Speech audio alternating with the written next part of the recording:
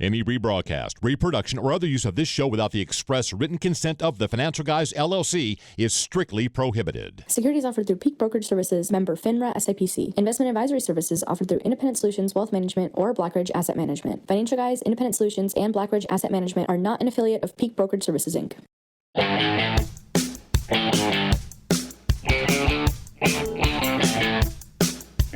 Welcome to TFG Truth, where each and every week we report facts, expose hypocrisy, and espouse common sense. We're happy to be here for a special edition with an exceptionally special guest, New York City cop and host of podcast Reasonable Suspicion and Leaning Right, Zeek Arkham. Thanks for joining us today, Zeek.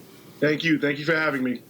Yeah, this is a great thing that we're doing here today because, crime it seems unprecedentedly high in this country, only 1 year into the Biden-Harris administration. And I know they don't run every city, but man, there are many, many cities experiencing things that they've never experienced before. People being shoved off of subway trains seemingly every week, people getting randomly attacked, people not, basically these guys and women not getting caught. If they do get caught, they seem to be taken into custody and immediately released. What the hell is going on with crime in our country, Zeke? It's coming from weak DAs that want to have a soft approach on crime. They think that criminals can be rehabilitated before they can be sentenced. And it's the opposite. You've got to make penalties tough for crimes. You've got, I remember growing up, every DA, every mayor, every politician was like, hey, I'm tough on crime. And it appealed to the common good. It appealed to citizens who were law-abiding. And you've got DAs, you've got politicians, all the way down from governor to mayors to district attorneys who now almost are on the criminals' side. They want to defund the police. They want to treat the cops as if we're the bad guys. And the criminals are just these misunderstood good souls who just need a good talking to. And it's the complete opposite. And people need to start voting better. If a DA tells you that they're going to be soft on crime and they're going to stop prosecuting, crime is going to go up because criminals aren't going to be afraid of penalties anymore. And that's what it's gotten down to. Biden himself has not so much Biden, to his credit, not so much Biden, but Harris certainly has sided with criminals. She had the whole fundraiser for people that were rioting last year. Mm-hmm. And now you've got governors who are on the same page, mayors who are on the same page. New York City just got rid of Bill de Blasio. So, and he was the most out there sort of soft on crime kind of guy. So people have to start voting better. If you want crime to go down, vote better. And Zeke, talk to us a little bit about this bail stuff, because I think people in the public just hear, no bail, people are getting off. What types of crimes are people getting away with that no bail or that really low bail for? And they say it's nonviolent crimes, but a lot of times you see some of these crimes are violent, right? Well, that depends on these politicians' definition of violent. Here in New York City, we've got Alvin Bragg, who basically said that if you hold someone up with a firearm, but you don't discharge the firearm, it's a misdemeanor. If you discharge a firearm and it doesn't, the bullet doesn't hit anyone, it's a misdemeanor. That sounds violent to me. Well, let's put ourselves in a situation like that. I'm sure you've been in these where, someone's shooting or pointing a gun at you, pulls a gun and says, I want everything you've got behind that register. I want you to show me where the safe is. I'll blow your head off if you don't. Someone that might be trying to defend themselves might pull out their own gun from behind the register. They might grab the guy or do something to prevent their own death. What happens then? Then a gun gets discharged and a death occurs. It's like, don't they realize that one action might lead to another, and then it could be a complete bloodbath? Absolutely. Like I said, it's irresponsible on the part of the DAs who are being very soft on crime. As a district attorney, as a prosecutor, your job is literally to fight for the law. And you've got these DAs now who think they can sort of pick and choose which laws they want to fight for and defend. And that's why crime is going up. Look at San Francisco, Chester Bowden. Crime is spiraling out of control there, and he's got no answer for it. And he's got no answer for it because his narrative, his ideals are getting in the way of doing his job. I've always said, if you are an activist before you are whatever your job is, whether it's governor, DA, or anything else like that, you can't perform your job because your activism is going to get in the way of performing your job. Right. What is the actual reason that these DAs think that that's the way to do this? Like, what is their goal? Why would they want to let people that are committing crimes back on the streets? Don't they fear for their own lives? Don't they fear for their own families and friends' lives? I mean, what is the fundamental reason that they would do this? I wish I could tell you. I don't understand that mindset myself. It seems absurd to me. It seems like, going to New York City and just putting a blindfold on and walking out into the middle of the road, like not watching for traffic. Like nobody, I thought, would think that that's insane. But now some people think insanity is like the way to go. Like it's normal. I don't get it. And I have a two-part question to that, Zeke. So first part is, at what point do we learn lessons from all of this stuff, right? I mean, we let somebody go and then they end up coming out and raping somebody. We let somebody go, they end up coming out and killing somebody. If you look at the situation, and maybe I have my facts wrong on this, those poor officers that were killed last week, well, one that passed away yesterday, that guy was out on a bail, right? Correct? The guy that killed those two officers? I mean, how many more times do we have to see this sad, sad story? I mean, I agree with you 100%. I think the problem is that these people, they pay no consequence for being wrong. They can have these cash bail laws. They can have these bail reform laws. They can be soft on crime, and it's not at their doorstep. They walk around with armed security. They walk around with a detail. Cori Bush, a congresswoman from St. Louis, is spending, I think she spent $70,000 on security for herself. Meanwhile, she's one of the most open advocates for defunding the police. Most of these politicians, if not all of them, who want to defund the police or who are soft on crime or who want these bail reform laws have their own security details. So this will never be at their doorstep. This will never affect them. So they pay no consequence for being wrong. Like I said, the problem is the people that are voting them in. If people have to be sick and tired of the crime in their community, people have to be tired of open drug use, urination, defecation on their doorsteps, people, their neighbors being robbed, themselves being robbed. People have to vote better. The problem is that certain elements paint a best scenario picture. Oh, we're gonna release this guy and he'll be rehabilitated, so crime goes down. We're gonna have violence interrupters in the neighborhood, so we don't need as many police officers. We're gonna have cash bail because it affects low income people. Don't you want to help low income people? And they pull the wool over people's eyes, and that's how we've gotten where we are today. So just being idealistic, not being realistic, just having this ideal of everyone can make it, everyone can become a good person, everyone will, learn to, create their own American dream. Give them a break. They just think it seems endless. Yeah, and they keep peddling it and they keep putting it out there, and people keep falling for it because everyone wants to just do the right thing. Being realistic is, hey, listen, we have to put these people behind bars and keep them behind bars. There's no reason for criminals to be out in the street. They've given up their choice when they decide to be criminals, and they got caught, and there's got to be stiff penalties for it. And before we go on to obviously policing and what we're seeing with police officers across the country, I do have one question. You're in New York. You see this stuff more than we do in Buffalo, but are people that live in these cities getting fed up, or is only a certain portion of them? Because I don't know how you can live. They show videos of LA and San Francisco and even in New York. It seems like it's just becoming unbearable. And I don't know why everybody's not seeing that. It feels like only a subset of the population is, not everybody is. Why is that happening? I mean, from what I'm seeing, people are fed up, but they keep voting the same way. So it's almost like, the definition of insanity. I'm going to keep doing the same thing over and over again and expect different results. Like I see here in New York, there's open drug use. There's people being robbed right in front of you. There are homeless camps in LA and San Francisco. Same thing, homeless camps, open drug use, needles on the ground. They'll spend more money to open up a drug use facility than they will to open up something that can actually affect crime. So people have to vote better.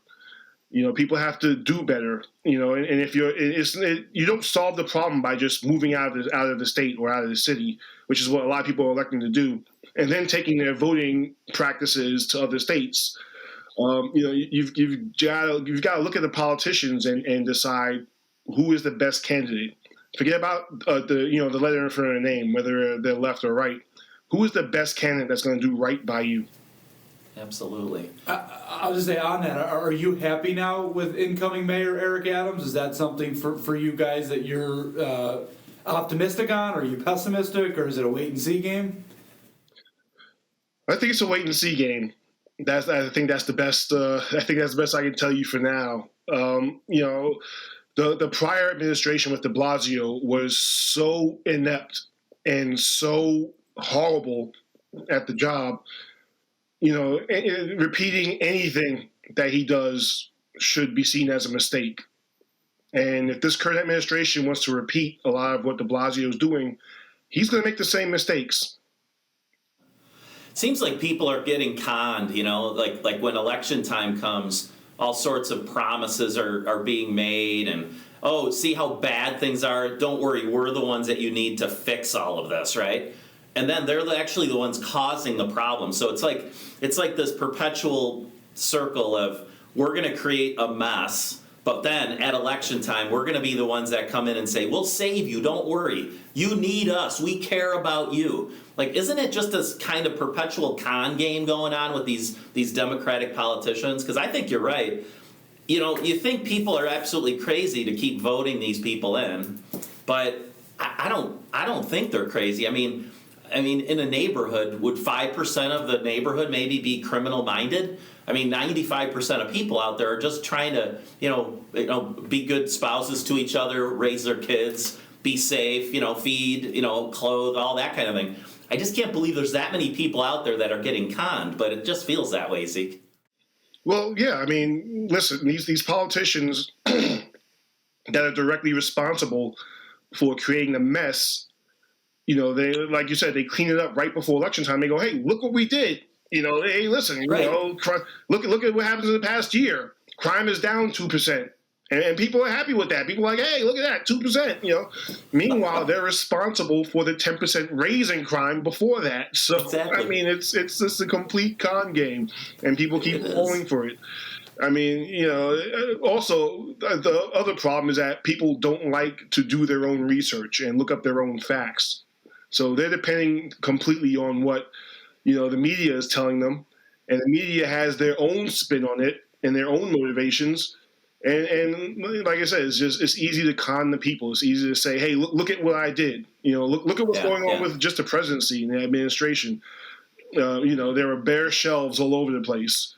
And then right before Christmas, all of a sudden, the shelves are full. And they go, hey, look at what we did. Look, the shelves are full. And people cheering it on and going, hey, look what he did with the shelves. The shelves should have been bare in the first place, Yeah. So I think you're onto something. I feel like they just count on people to have a really short memory, right? Like they think everyone's got dementia from a week ago, a month ago, and everyone's just going to go, oh, I woke up and things are a mess, and oh, he's promising to fix it. Well, I was going to say, I think it's one of two things. They either do that or they scare the bejesus out of you like they did with COVID, right? Where everybody's scared to walk outside because they just pound in your head that if you don't get the vaccine, you're going to die or you're going to get really sick, right? So it's one of the two. They either overpromise and underdeliver, or they just scare the crap out of you. It's one of the two. Well, it's funny because speaking of COVID, I actually just had COVID. And I was talking to someone, and she says, "Well, look at what happened to me. I was injected with the vaccine. I was vaccinated, and look at me. I recovered from COVID, and I'm great." And I said to her, well, I wasn't vaccinated, and I recovered from COVID. And I recovered. We had the exact same status, you know? You're like a daredevil, Zeke. You know, it's like, oh my God, like this guy, it's like jumping off a cliff without a parachute or something, right? Oh my God, he did it. I wonder, just real quick on this, do you feel like that tide is turning? Because, I mean, here in Buffalo, Western New York, there are all sorts of like lawsuits going on. You've got the left, you know, some of the crazies. I mean, we'll say, you know, you got your leftists and you got your liberals. The liberals are kind of like, why can't we all just smoke weed? Why didn't you just leave us alone? You know, they believe in certain things. You can kind of get along with some liberals, but the leftists are just wacky doodles, right? So do you think that the tide is turning on these vaccine mandates? And do you think that it's got to loosen up, especially in an election year here coming up? Well, I mean, people are getting tired. And the booster after booster after booster is just getting so frustrating. And I'm talking to more and more people that are like, you know what, like, I'm not taking another booster. You know, they can do that. They can do with that information what they will, but I refuse to take another booster. You're not going to keep injecting me, you know, especially with the whole mask on kids thing. And you've got Governor Hochul and Letitia James, who if they fought this hard for safety, and they fought this hard for better lives for people in New York, as they do to keep kids masked in school. Right. You know, this would be the best state ever. It'd be paradise. You're right. Absolutely. You're absolutely right. I mean, come on, guys. She's coming out with legislation to fix everything in the state right now with illegal guns, and she's got it all figured out. Just give her time. She'll get there. But Zeke, this is an interesting question I didn't even think about asking until now because COVID got brought up. Did the NYPD or New York police or anybody threaten you guys with getting the vaccine? Was that ever going to be a requirement or anything like that? Yeah, especially under de Blasio. De Blasio threatened all city workers that if they weren't vaccinated by a certain time, that they would be suspended without pay.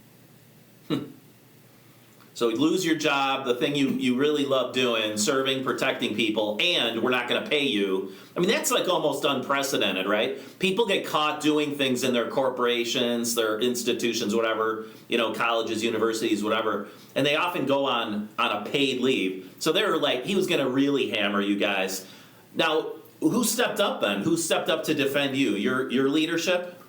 The unions stepped in and did everything. And I mean, you can tell how this is going because these mandates have been struck down all across the country, you know, as unconstitutional, as they should be. Yeah, and they're losing these battles. But you've got, you know, like I said, you got Biden who is saying, "Well, ignore these rulings, ignore the judges, do what we say instead." Mm-hmm. Which if we're at a place like this in America, we're in trouble. Mm-hmm. Right. We recently, probably several months ago now, we had interviewed Rudy Giuliani, and of course he's got quite a history in New York City. And I mean, can leadership like the Rudy Giuliani approach of, you know, come on, common sense policing, let police do what they do, you know, a good presence out there. You know, that seemed to work. I mean, crime went down significantly. Is it really just about the leadership, like the top-down deal? Or can you, as a cop on the streets, kind of make changes? Can you collectively make differences when you have someone like de Blasio or now an Eric Adams? Well, I mean, when Giuliani was mayor, New York City did better than it's ever done before. You know, I'm not a fan of Giuliani. Like, you know, I'll go around singing his praises, but I'll give him his credit, his accolades. New York City did better than it's ever done before. Business was booming.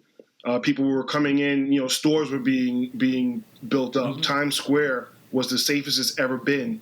You know, everyone prospered. Everyone prospered. You know, and that's one thing I will always give Giuliani credit for. Right.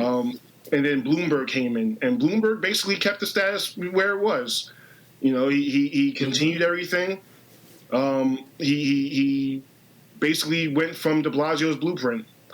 And then de Blasio came in, and de Blasio, it's almost like you have a house that you built up, you renovated. The house is great. Someone comes, moves in. They keep the house as is. They leave it alone. And then you have someone that moves in that goes, hey, tear this all down. Tear it all down. Yeah. And builds it in a way where the foundation isn't great. He doesn't have enough nails, so he tries to compensate. I tell everybody, de Blasio, all he had to do was not be crazy. And he came in and he was crazy. It was crazy. You're right. They turned it into a frat house. I mean, just a bunch of whacks that want to just party, destroy the place. And he's destroyed the place. I mean, he really has. I mean, a lot of these liberal cities have, right? You look at Chicago; it's an absolute dumpster fire there. You look at L.A., you look at San Francisco. I mean, the model is there. If you want to destroy your city, do this, right? If you want your city to come back and you want it to flourish again, like you said, and again, you're right. It doesn't have to be a Giuliani that does it, but just you want safety on your streets, right? You want businesses to flourish and to prosper. You want all those things. You don't want the opposite. Who wants to live in a place where you're afraid to walk outside, or there's no businesses open, or the local McDonald's can't even serve you? I mean, who wants that, right? And Zeek, you said it. You said, they want to favor or reward the people, like the criminals, instead of rewarding the business owner who took on all the risk, getting all the loans. They're the ones getting up at 4 a.m. They're the ones opening their doors and doing something good for their community. They're not protecting those people. No. Like, it's like they're saying, well, you took all the risk, you put all the money into this. You're the moron. Yeah, and you got to make a living with your business being open and sales, get sales. But you know what? That's your deal. Our deal is, we're going to be we're going to give, right? We're going to give the American dream to these people. We're going to rehabilitate and all that. It's just crazy. It's crazy. Well, it's interesting you say that, because here in New York City, they decide to stop arresting or stop prosecuting fare evaders for the subway. So you could basically just, hop the turnstile, run into the train, and ride the subways for free. Meanwhile, you had people paying for the subways. So as soon as they announced that they were no longer going to prosecute that, people were like, well, why am I paying for the subway? Right. That's one of the hardest things trying to figure out, like, okay, when I use the subways there, it's like, all right, where do I get the tickets and how do I do this, which machines, and I'm asking people and all that. It's like, and then you're trying to figure out what signs, what's taking me, which direction. I'd still be stuck paying them. I can't hop those. I don't have it, so I just pay it like that. But it's really amazing that they think that's a good answer, but it's actually incredible. Now, if any of us were wanting to go to New York City right now, you being there, you being a cop there, would you say it's a safe place to go?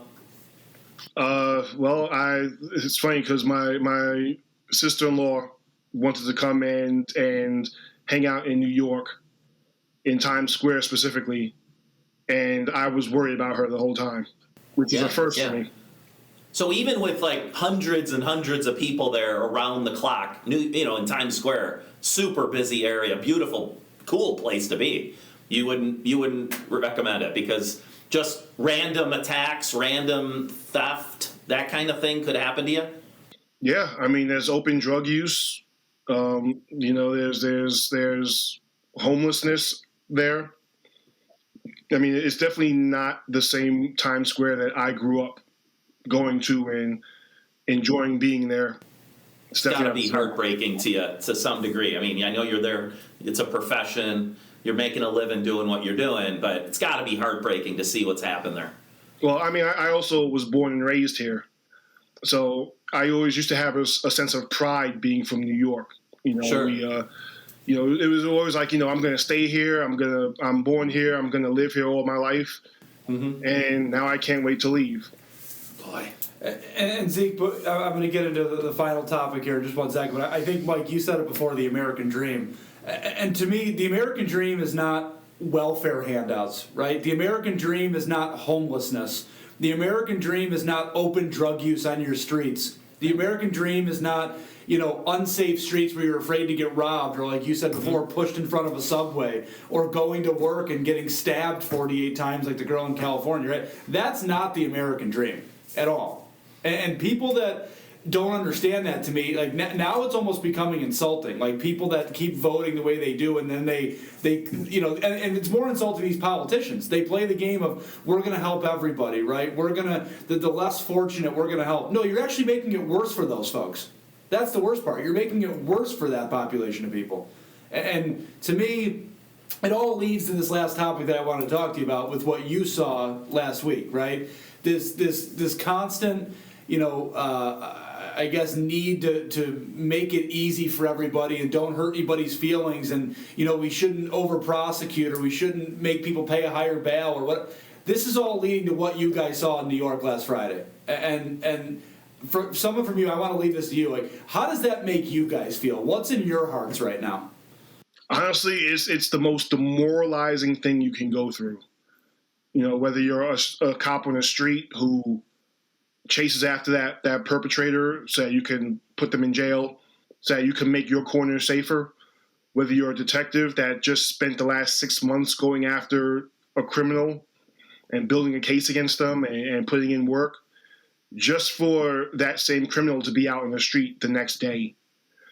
Just for you can be painted as the bad guy if you do one thing wrong, or if you make an ugly arrest, which 90% of the arrests out there are ugly, because you have people like, I'm not going back to jail.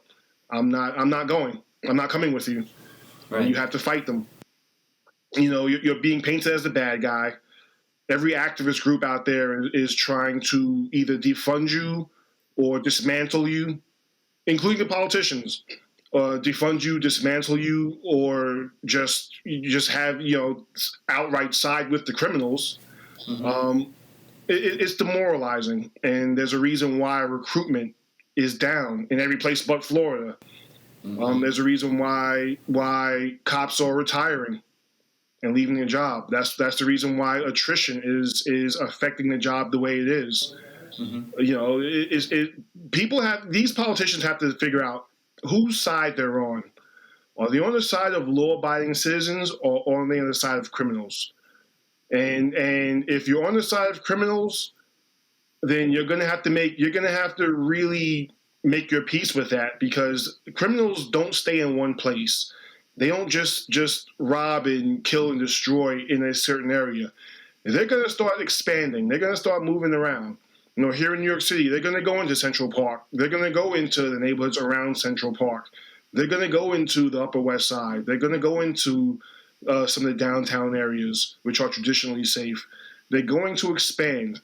This is going to hit your doorstep sooner than you think if you don't stand with law enforcement and law and order. Yeah. It would just seem so sensible to say that if you're not doing something to deter crime and criminals from doing what they do, you're essentially encouraging it.